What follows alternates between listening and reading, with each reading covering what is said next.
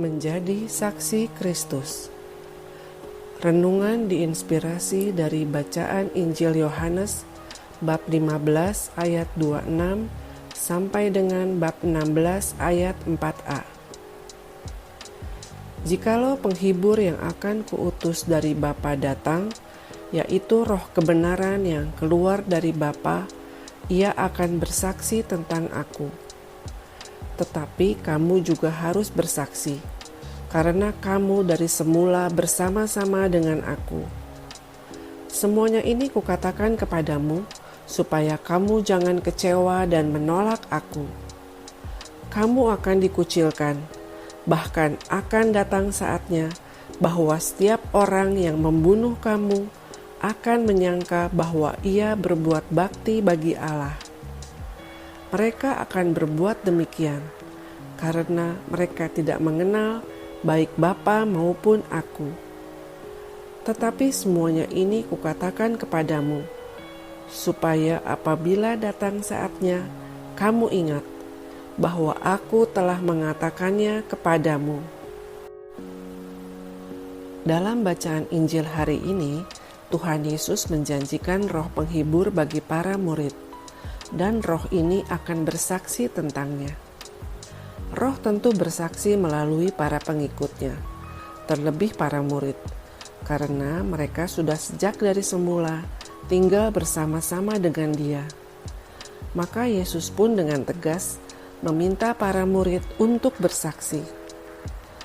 Namun bersaksi memiliki resiko, dan Yesus menyampaikan hal ini agar para murid siap mental. Mereka akan dikucilkan atau bahkan dibunuh.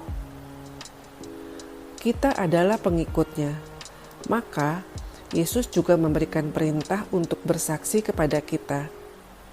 Dulu, saya beranggapan menjadi saksi cukup dengan perbuatan saja. Mungkin ini juga dialami oleh umat Katolik lainnya. Belakangan saya menyadari, penting juga untuk berani bersaksi, menyatakan kebaikan Tuhan secara kata-kata ataupun tulisan. Kesaksian yang utama dan paling ampuh membawa orang kepada Kristus adalah dengan perbuatan kasih dan perkataan yang lemah lembut dan membawa damai sejahtera. Hal inilah yang sekarang terus saya usahakan untuk perbuat, walaupun masih jauh dari sempurna.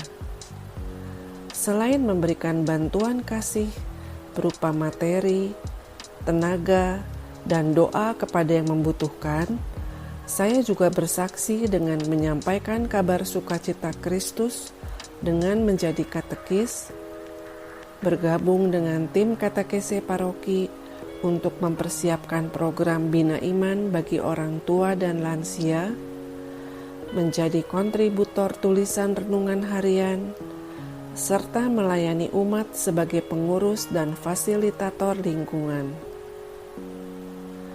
Bila ada keraguan, apakah kita mampu menjadi saksinya? Ingatlah bahwa Tuhan Yesus sudah memberikan Roh penghibur dan Roh kebenaran yang berasal dari Bapa. Ia yang akan bersaksi tentang Kristus melalui kita.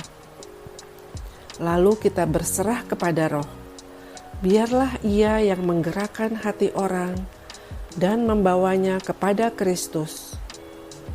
Seperti kisah Lydia dalam bacaan pertama. Lydia turut mendengar pengajaran Paulus dan Roh Allah membuka hatinya, sehingga ia dan seisi rumahnya menerima Yesus. Apakah kita sudah menjawab perintah dan tantangan Tuhan Yesus untuk menjadi saksinya melalui perbuatan dan perkataan? Tuhan Yesus yang baik, walau aku belum pernah bertemu langsung dan tidak seperti para murid yang selalu bersama-sama denganmu, namun aku percaya penuh kepadamu. Mohon bimbing aku dengan Roh Kudus, agar seluruh hidup dan perkataanku dapat selalu menjadi saksi akan kasih dan kemurahan-Mu. Amin.